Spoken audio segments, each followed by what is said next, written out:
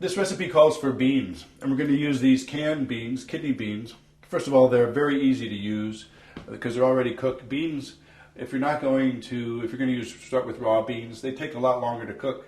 The recipe will take much longer, and these are delicious. I'm going to show you. You might be saying, "Well, do I need to show you how to open a can of beans?" Well, it might be so that I do, because not everybody. I've heard people not rinse the beans. Now, you're going to see. Get it close to this. See this liquid? That's cooking liquid. It's kind of colored. It's kind of gooey. And if you don't rinse the beans, that's going to get in your soup. And that's what's going to make the texture of your soup a little strange. And it can also just kind of alter the flavor. So that's why it's simple to use it. And so look at these beautiful red beans. That's just going to add tremendous color to the soup with the carrots and the celery.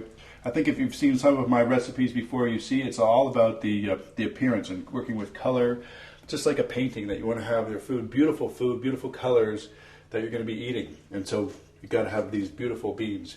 You're certainly welcome to switch if you don't like kidney beans. You can use another type of bean. It's not going to be the authentic French, but I'm sure it will be just as delicious. So keep clicking.